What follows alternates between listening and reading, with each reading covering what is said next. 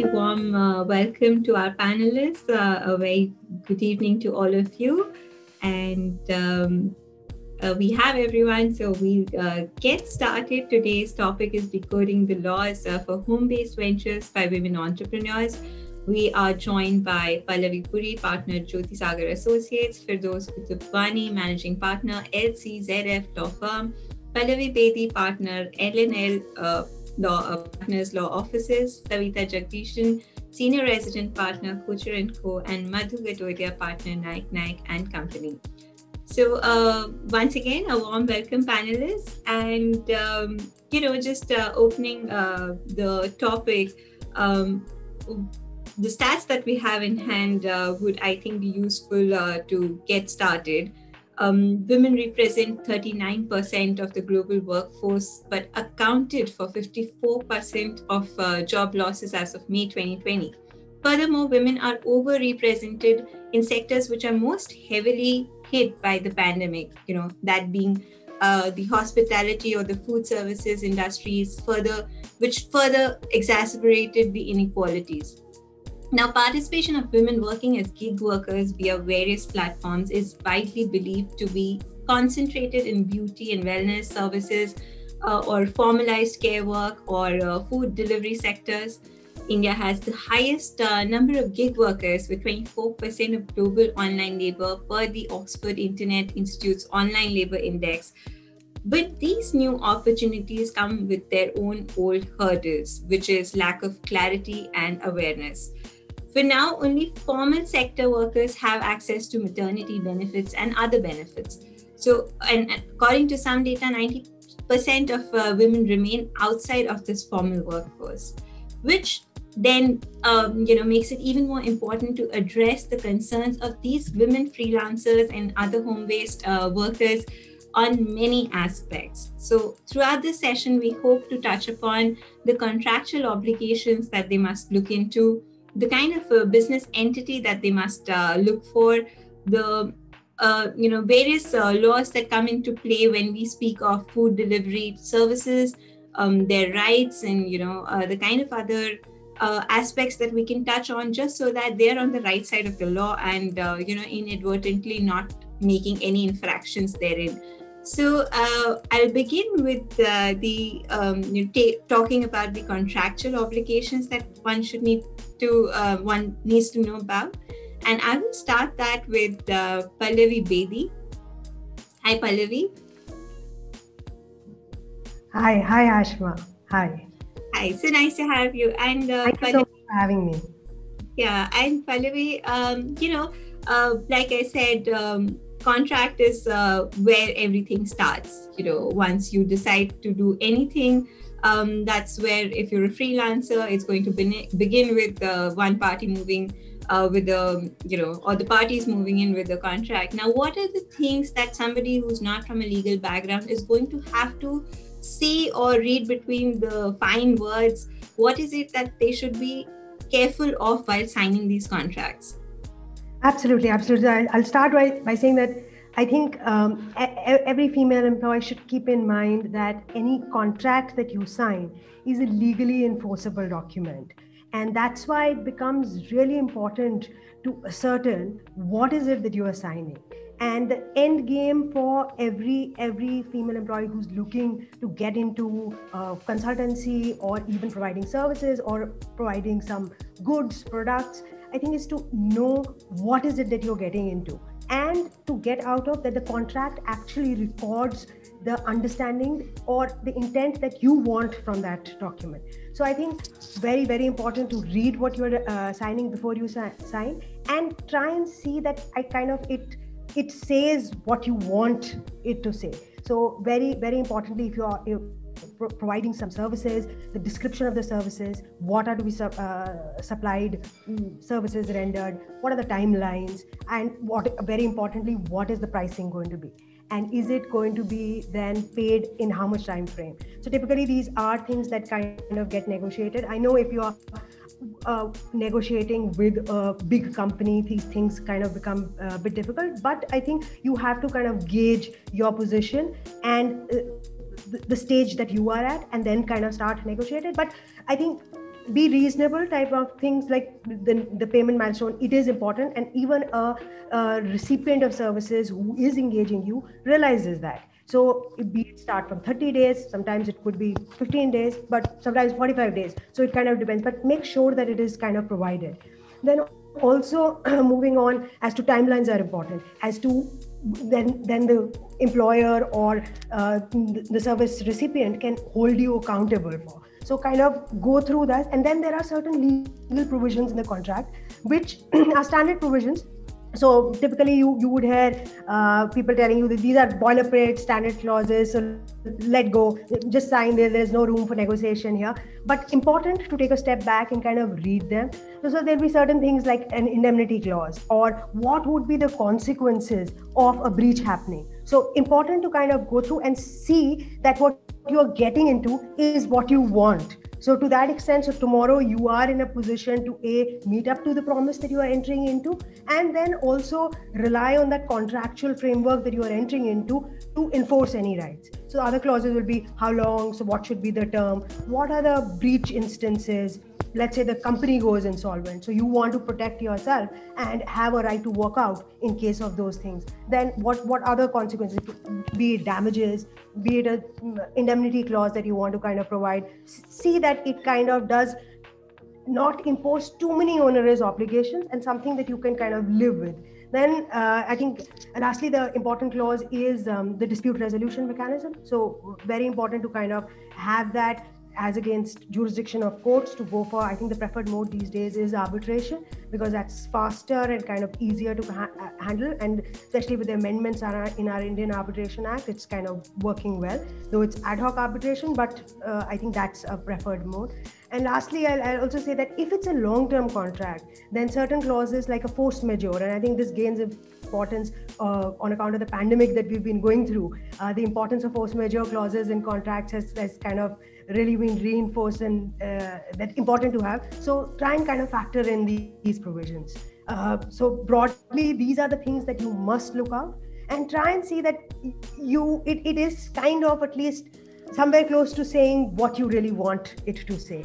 And if not, ask questions, get into discussions, get into negotiations to get to a contract that works for both sides. Thanks, Pallavi. A couple of follow-up questions there, just to break it down for our audience. Yeah. Now, let's say I can only pick some examples and not all, but I like to go with something that I guess I get asked a lot.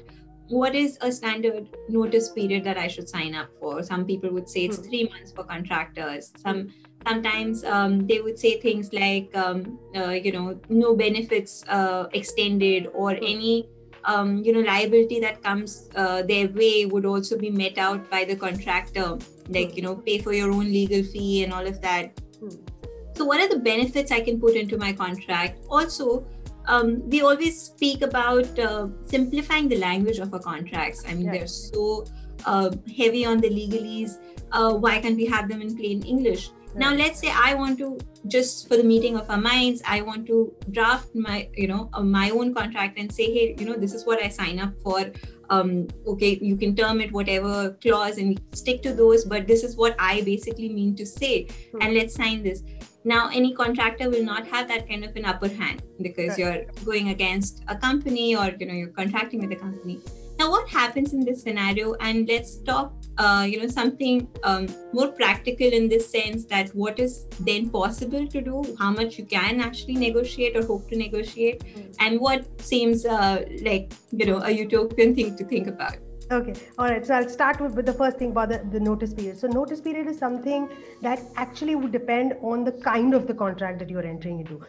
So the extent of the scope of services or the supply of the product, it completely depends on that. So, but in terms of notice period, or if it's a pure employment, then also, is it going to be consultancy services, or it's going to be a normal employment? So anywhere between, I would say, 1 to 3 months is what is seen in the market, and preferably from an employer's perspective, it's more geared towards 3 months, because they want to kind of lock the period. And I also seen for consultant contracts it being 6 months.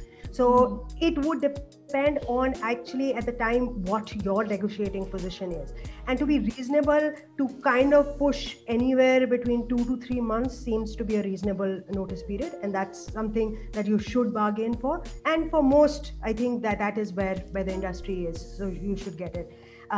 Then moving on in terms of the contract, I completely agree. I think I've heard that, being a lawyer for over 18 years, I've heard that so much that lawyers unnecessarily complicate things.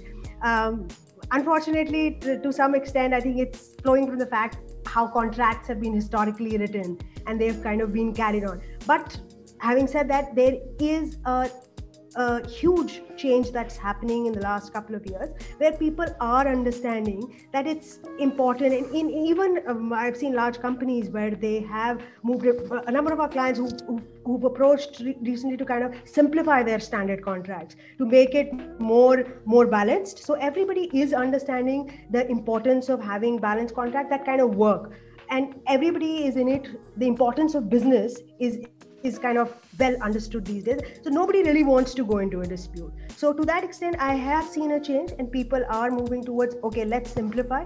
So I would imagine from a consultant's perspective, I think you should pick up the 3 or 4 most important clauses for you. That your liability is kind of well defined, what you are going to render, what is going to be the pricing, when can it change, what instances, and what are the payment terms. So let's have it kind of, those are the clauses that you should go after and kind of streamline those and negotiate heavily on those so that the intent there is kind of completely captured in the contracts. And then I think lastly, I talk about the benefits that you mentioned. It is kind of true, I think depends on, because under Indian law, things like maternity benefit, they are extended to employees who are employed, and then there is a requirement that the establishment must have 10 and more employees, and that's when they're there to render. But so the employees are protected to that extent because it is a benefit given to them under law. So every employer needs to kind of honor that. But for a consultant, unfortunately, it's not that clear because it's not a mandate. Though the recent code last year of Social Security that has tried to target the organized sector for their Social Security benefits, and that includes maternity benefit. So they've tried to move, and there is a requirement of getting registration, etc.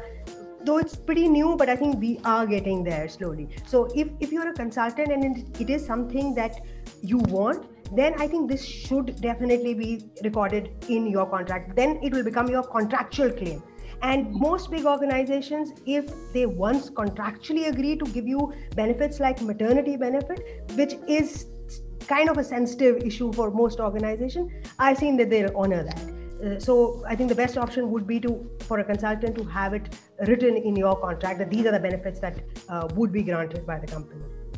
So let's say that, we should not shy away from asking for things, at least put that out on the table and see how the parties are going to react to it. But by and large, there's nothing that's stopping us from asking for it because, Yeah, absolutely. I totally agree. Though even I think the position has been that the companies have an upper hand because they are a stronger party there, etc. But things are changing. I think if they are professional, I think it also reflects how professional they are as organizations to treat the person that they're treating with more professionally and kind of honor, respect that thing. So that is coming up. We're not there, but I think we're on the right track. Yeah, I don't know how many years, but we are certainly on the right track. Thanks, Pallavi. I hope with this budget this year, since gig economy was, part of it and was given due consideration, I hope it wouldn't be long before we see all these changes taking place.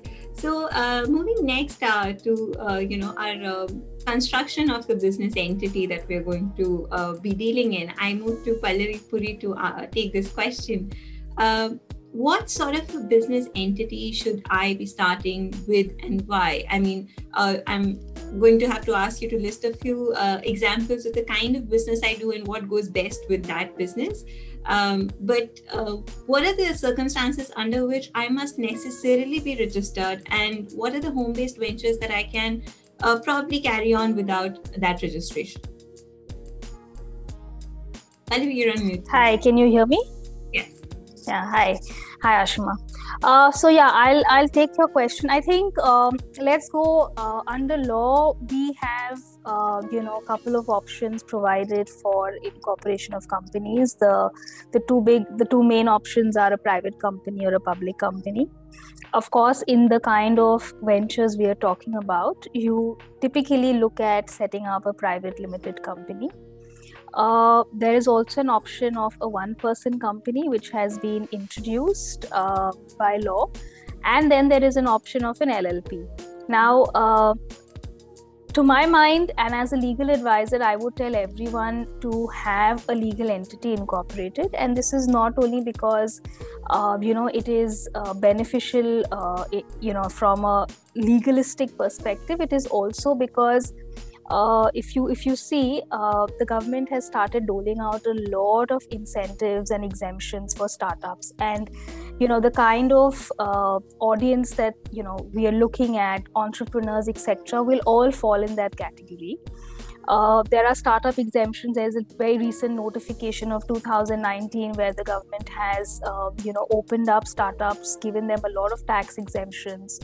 There is a self-certification process that has started. As recent as a few months back, the government has also started a seed fund where they themselves are kind of giving initial funding to a lot of startups. And if you actually see the trend that has been in the industry last 4-5 years, most of these startups have really boomed now, okay, and all of them do have a legal entity. So it is not just, like I said, it is not just a legal requirement, it is also dependent how much you want to grow. If you don't have a legal entity, then you're basically just dependent on your own capital, right, to run the show. But where you have an incorporated entity which is recognized under law, you can get funding from VCs, PEs, you can grow. And I personally have been seeing, and I have been advising a lot of startups over the last 4-5 years, and they have tremendously grown because of having a legal entity in place. And you get a lot of attraction from VCs and PEs, like I said. Coming to the form, I think a private company and an LLP both work. Both are eligible under the Startup India to get concessions. From a tax perspective, of course, I'm not a tax lawyer, but I think a lot of people are, moving towards an LLP structure as against a company. But let's see if this budget opens up some concessions for startups per se. But it seems like the industry norm is to definitely have a legal entity in place, which through which you can then establish your business, get some foothold in the industry, attract more investors, get capital, grow. And it is not really it's actually sector agnostic. It doesn't matter which sector you are or what you want to do. It is important to just have an entity, as it helps you in your growth. A lot of concerns that we hear around registration and probably going the formal path is the fact that compliance is coming to being as soon as you are that kind of an entity. So what would be your thoughts on that? Just elevating some of the concerns that people might have, and also how do you progress from maybe I start out as a firm or an OPC and then want to convert to another sort of an entity? What would be that journey like? Yeah, so I think if you're on compliances, yes, a company which is incorporated under the Indian Companies Act has certain compliances. Compliances are much less in an LLP. OPC is again a very new concept. I mean, it's been around for a long time, but it's not really tried and tested. You don't find so many OPCs, in the market, so to say. But yeah, again, I would say that go by an LLP structure initially, because compliances are almost zero. But having said that, sooner or later, when you start growing, investors would want to want you to convert into a company, because there has some additional benefits in terms of tax benefits which a company gets, which an LLP doesn't get. You can always give as you grow, you can list and give the investor some exits which an LLP cannot give, right? So investors also look at it from a listing and their exit perspective. Of course, those are, as you go down, it's a long way from now to kind of list, etc. But keep all of that in mind. Maybe start as an LLP, get enough capital, get your foot in the market, establish your business, and then move on to a company. And honestly, incorporating a company or an LLP has become very simple now. It's a simple single window clearance, have one form where you can just get your name, your PAN, TAN, all your other certifications and registrations which you need for just setting shop. And of course, then you need to get into sector specific licenses, which depending on the industry you are in, you should start looking at and procuring. And what would be this time frame that we're looking at now that the paperwork and the red tape has gone down? But what is if I decide to apply for a company license today or incorporation today? How long will it take for me to finally be incorporated? So it can take anywhere between 10 to 20 days, I would say. Depends on how good your paperwork is, and if you have a name approval in place. Now there is one form where there's a Spice Plus form where you can do get your name approval, get your PAN, TANs, get your DINs for your directors, etc. in one form. So I would say it would say roughly around 3 weeks, depending on getting all your documents in place. In fact, a few months back, I think just post lockdown, we did do an incorporation, and 3.5, 4 weeks we managed to get the company up and going. And I think that's a good time. And if you kind of crunch, if you have your documents, you can definitely speed up. You directors have DINs, etc. You don't really need to reapply, right? Because the DIN can be used across. I would say about 2.5, 3 weeks is a good estimate. Thank you, Pallavi. Thank you so much. I think that's encouraging for people to know that time frames have also reduced and the paperwork has also further gone down a lot. There's a one window approach, so I hope people make the most of it. Moving further to Savita to take a very sector specific question, because I see that a lot, that a lot of women have turned bakers at home, and they're supplying food, and there's a whole food delivery sector going on from home. Now, what are the kind of licenses I need to have? What is it that I am now in the middle of if I today decide that I'm going to run that kind of a business from home? You go to a restaurant, you have a dozen of sanitation certifications or whatever, or compliances that you must have. Now, what is it when I am working from my home and baking or cooking, something like that? Thank you, Ashma, and I must say or commend PW World for the wonderful topics that have been chosen through the day. Yes, actually, I think the lockdown has brought out the cook in everybody, I think male or female, and we have seen a robust number of people coming out there. For the home-based baker, one thing I would say is very much important, and it is a requirement, is of course your FSSAI license, which is your Food Safety Standards of India. And a lot of the bakers essentially think that because they're doing it out of home, it is their residential complex, this is not a requirement, and that actually is a misnomer. You definitely need that license. Where the difference arises is what is the category you fall in, what kind of a turnover you're beginning to do. So if it is a small business, if it is something that is below below 12 lakhs, you essentially just require that license, and that license enables you to continue that work from home. What is also imperative for you to remember that it doesn't require you to have another setup or another, kitchen area or anything of that sort. You can definitely do that baking from your home, provided whatever are the safety standards that are put there, which is the sanitation, there will be checks that would happen. You would have to essentially ensure that because if in the event you do not, you will definitely incur a penalty and a fine. Another very interesting thing that has also happened is a lot of the bakers are working out of not independent houses, but residential complexes. And there have been issues with regard to, let's say, the fact that, you're running a commercial establishment inside a residential complex. Is that allowed or not? It is very much allowed.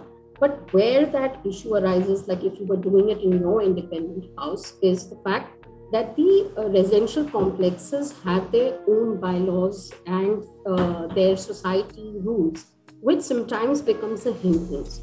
So I would tell the home bakers, you just put it across to your society, get that permission. It's not that it's required for the license, it just enables you to work so you don't have to have a tussle with that particular complex body. When, they'll say you're using the utilities more, you're, having these people coming in from outside, these are little things that are going to face. I would say, just bring them on your side. It's a lot easier, but it's not a requirement. Even when you apply the license, your rental agreement is all you need. You don't need permission of your landlord.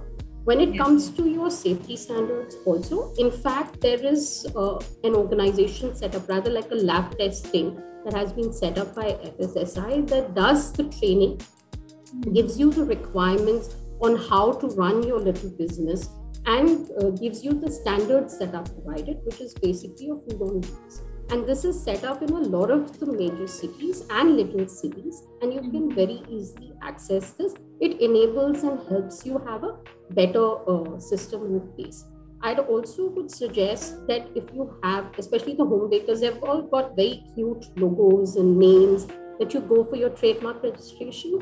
Another thing is, I don't say that you do need to set up an entity until unless you start growing, you're visualizing something larger for yourself. There is no such requirement. Doing it as a proprietorship is a lot easier for you. Your taxability issues are also taken up. But yes, if you hit a turnover of about 20 lakhs, anything that is a food product requires your GST registration. So that is when your tick happens. Otherwise, by and large, your trademark and your FSSAI license holds you in good stead, is what I would say. And of course, your sanitation. If you want to put yourself up on any platform, yes, the FSSAI AI license is also required in order to make industry. So it's quite simple, I would say. So Thank you, Savita. That actually sounded so simplified now, because you put it out so nicely for us. And thank you so much for adding all those, areas of law that come into play when, we speak of our logos or the kind of, NOCs that we might need from our societies. So thank you so much for a very practical advice there. Now, I would then move to Firdaus to take my next question on the rights that come into play if I am not an employee of a company and I am a freelance worker, like we discussed, in terms of a contractual obligations. Now, I feel discriminated against. I probably don't have anyone to turn to in a company. I'm a freelancer. I work with more than one companies. I feel harassed by whatever is happening. Where do I go? What are my rights? And if you could just paint a holistic picture for us in these situations, what is happening would be great. Thank you for this. Hi, Ashima, and hello to all the panelists as well as to the viewers.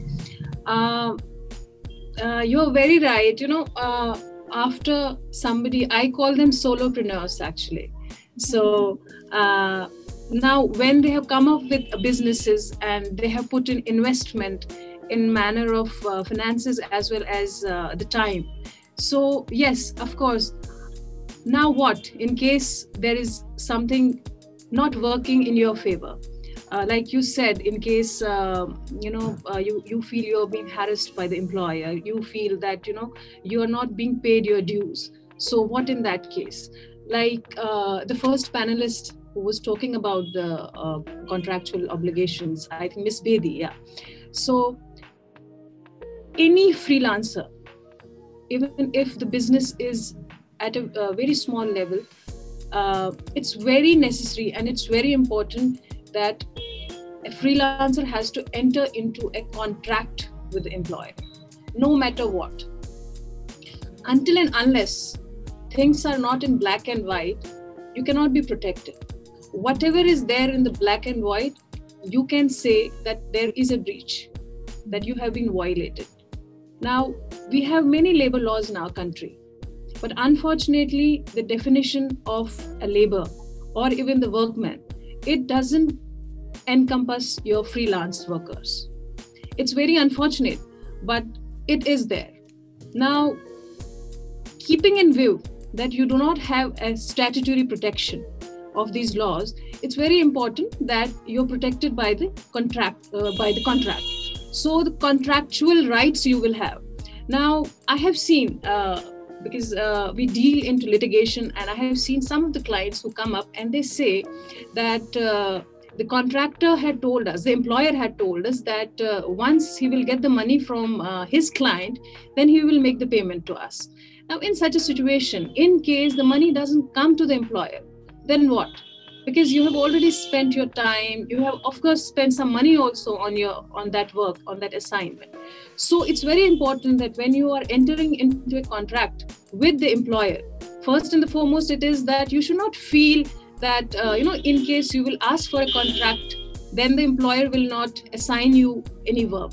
I have seen this, many of these freelancers, they feel, first time if the employer will see that I have done a good work, then they will oblige to us if we will ask for anything in future. But no, if you devalue yourself in the beginning itself, then, it's going to be a trend. It's going to affect the market as well.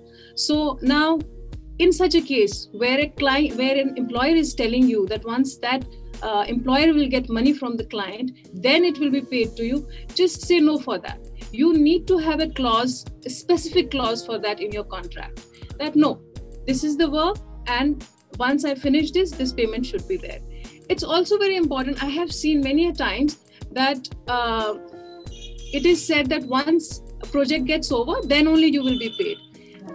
Somehow I have felt that if you take money or the payment as per the milestones, you make small milestones that I have finished this much now, you pay me this much.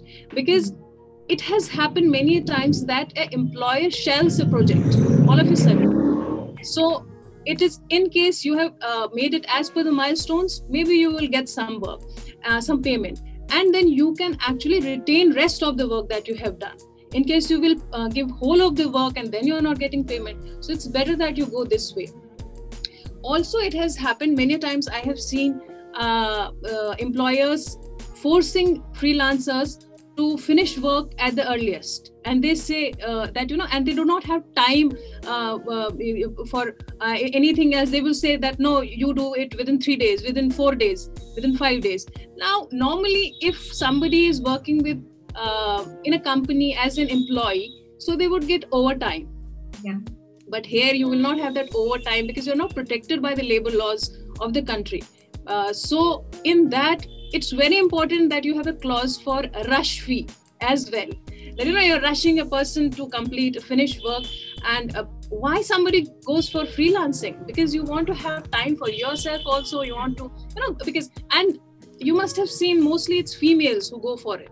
A number of times a female wants to, invest some time in the family as well. So they go for this. Now, if you are consumed completely by the employer, and then you're not even being paid for that. So it's good that you should go for rush fee as well. Now, in case you feel, or even when you have entered into a contract, but you're not being paid well for, or any of the contract clauses is being violated by the employer, in such a case, you have a remedy in the civil courts. You can actually use that contract because it's in black and white. That's what I said. Until and unless you don't have it written, it's not violated because you're not protected by.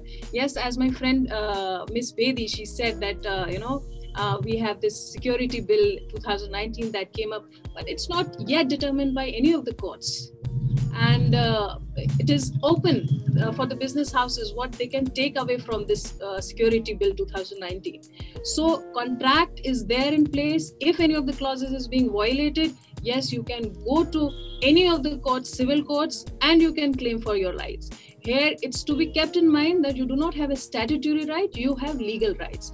Now, many a times, some of the clients or some of the queries come to us where they say, these big corporates which have given us assignments, and if we will file any civil suit against them, they have these panel lawyers, and they have lawyers, they have money, and they have certain amount for litigation purposes or for this ADRs. So, but then we don't have that. We can't spend money on litigation and all that. So they think of giving away. But from your platform, I want to convey this, that we have Legal Services Authority Act 1987. It provides that any woman, irrespective of any status, irrespective of her financial position, whatever her financial position is, she can seek for free legal aid. So irrespective of whatever job she is doing, irrespective of whatever money she is earning, she can go for free legal aid. And I tell you that in all these legal service authorities, all the lawyers who are being impaneled, they are completely scrutinized and they're very good. I myself have been there, and there have been other very well-known lawyers there, and they in fact volunteer to provide free legal aid. So any woman, because this is for the women today, so any woman who feels is being harassed, is being not paid even if it's there in the contract which she has entered into, so she can actually go and use this this Legal Service Authority Act. It is the section 12C which gives this benefit. So it is there to protect them. Thank you so much for those. I'm sure people are going to take note of that, and if not, we are going to reach out to them and let them know of these pointers that you've shared. And obviously, it's a great point to know that these women, when there are these services available to them, might as well go all out and use them for their benefit and to grow in their businesses. So thank you so much for those, for sharing that with us. And now, going to Madhu and taking the rest of our topics to be discussed on starting with social media influencers, Madhu. They're all the rage and for a while. And often we see people sharing or repurposing content from one another. We see that they'll be reviewing products online. They're using, maybe not always saying that the content is sponsored, and maybe looking at it as a personal review of a product when it is probably paid for. Now you also have designers who will put out their products, on their social media, and maybe take copyrighted stuff and then put it on merchandise that they want, and without knowing what law they're. Now, putting it all together, what would be your advice to people who are in any kind of an e-commerce business or a social media business of that sort? Well, yes. So, very good evening to everyone. And this is really the world of influencers, because they are the real celebrities today. Like probably the popularity of an influencer is as much as an actor you would see on screen, and sometimes the statistics that we come across is really unbelievable. Like when we do contracts with influencers, we realize that it's such a big market, and we end up doing more contracts for influencers than even for the celebrities. So I think that with the way, and also because it's not difficult for an ordinary person to become an influencer. It's difficult for an ordinary person to become a celebrity versus an influencer. So given this, I think that it's very important to bear in mind, and you never know. I mean, I'm sure that some of our viewers would turn into influencers. So this is for everybody. That first thing is, you have to be very mindful about the fact that what you are endorsing, or what you are, one is to express an opinion about a product, and the other is to endorse the product. So when you're expressing an opinion, it's about your personal opinion based on your personal experience, or it could be hearsay. Like I could just say that I've heard my friends use it and it's great. At the same time, when I'm endorsing, it's a paid endorsement. So there, my personal experience may or may not be involved. Like I may say that, this water is extremely good, or this particular shampoo is very good, the cream is very good, but I may not be a user. So it's very important to make it clear that whether it's a paid endorsement or whether it's a personal opinion that is being expressed. The other thing is that it's always advisable that even if it's a paid endorsement, you do a proper due diligence, because under the new, with the amendments under the Consumer Protection Act, the liability of an endorser is very large, and it's not confined to monetary penalty. It includes it's penal in nature. So you could be subject to even imprisonment. And we have seen examples of how somebody like Mr. Bachchan was also not spared when Nestle came into difficulty, or you see so many cases where somebody uses a shampoo and has a bad experience, and they sue Shilpa Shetty or Katrina Kaif for that. So they don't, whether the manufacturer is sued or no, but you know that you'll really garner eyeballs if you sue these celebrities. So what is very important for an influencer is to be cognizant about the new amendments, to do a proper due diligence, to also be very sensitive and cognizant about what you are speaking. Like sometimes there are tall claims made, like this is the world's best product, certified to be a #1 product, etc. So, sometimes when we get, reviews of these kind of endorsements, we realize that even one word here and there makes a big impact. Like, for example, you say this is the first certified product, or you say that this is the first so-and-so company certified product. So you may not be really the first certified. There may be multiple companies certifying the product, but you may be the first certified by that particular company. So it should not be misleading in any way. You need to be very particular and clear about what you are claiming. It should not be a tall claim. It should not be a false claim. And apart from that, also on the the content, because nowadays there is a lot of sensitivity regarding the content. It should not be disparaging to any other product. You have to be very mindful of that. Like a lot of times people do disparage other products, or give that brief that there was recently a case in the Bombay High Court where an influencer expressed his opinion about using and I can use the name because it's all in public domain. So it's about the parachute oil, and he said that the product is really bad, and he had a very bad experience. And Bombay High Court Justice Kathawala gave an injunction in relation to such kind of disparagement. Of course, the matter went in appeal, and there is a stay on that order. But I do feel that you have to be very sensitive when you are particularly disparaging products. Like recently, there was a brand which publicized its soap by comparing the pH levels with 5 other brands. And again, there was a big UN cry about that. And then the court ultimately, laid some good law on that. So this is something that the influencers really need to be mindful of, particularly because, like I said, it's penal in nature, and you would definitely not want to subject yourself to something like that. The other thing that I would also like to add is that if there is any piece, like sometimes it may be some kind of advertisement or whatever, which may use a jingle, which may use something. So whether that is with proper license, whether the work is from a third-party authentic source or no, is also something that you should take a representation from the brand that you're endorsing and make sure that all the licenses are in place. Because the trend now is that when you sue, everybody comes into, and we've seen the recent example of something which may not be an influencer base, but something like a Tandav, where not just the producers and the platform, but even the actors have been sued.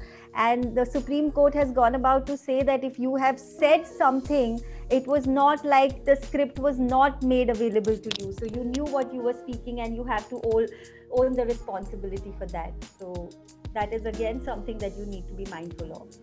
That's a lot to be mindful of, Madhu rightly pointed out. But where does one start this sort of work? If I am a small-time influencer, I probably don't know what is the licensing authority. I'm using a jingle or a song in the background. I am probably using, or repurposing something. I'm remixing something without permission. I'm taking an original and remixing it in, certain fashion. Now, where does that put me? Am I repurposing and adding my creativity? So now it's my own product? Or am I still liable because I'm using an original product without any kind of permission? Right.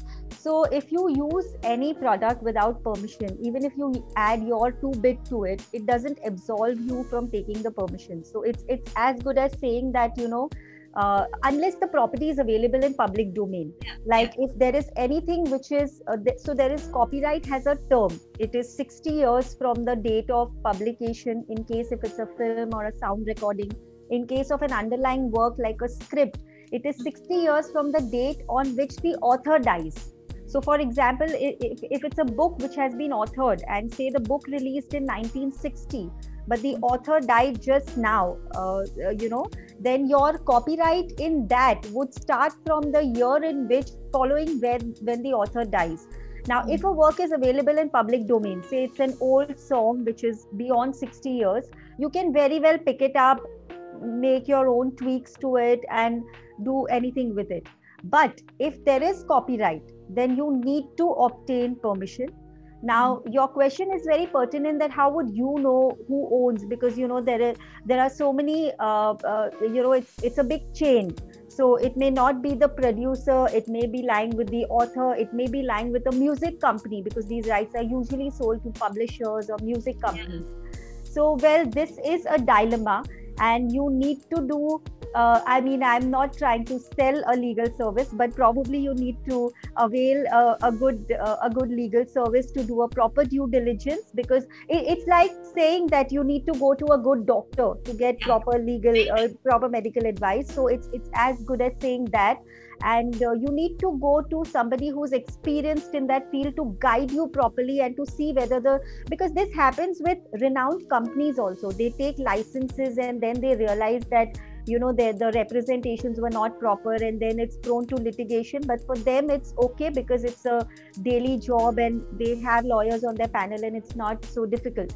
But definitely for an individual, you would not like to subject yourself. There's a lot of reputation loss. Litigation is very expensive. It's not the cup of tea of an individual, definitely, unless you're backed by an organization. So you need to be, and we get a lot of queries, like sometimes even homemakers or people who are operating at a smaller level, and they are into merchandising. Like now, everybody loves merchandise, like even from kids' bottles and bags to folders and clothes and everything. So you would love to see things like maybe a Tom and Jerry or a Frozen or an Avenger or something like that. So now those things also you need to take proper permissions. Yes, you may do it, you may gift it one-on-one to somebody and not attract any litigation. But if you do it at a commercial level, and if somebody comes to know about it, you can definitely be sued.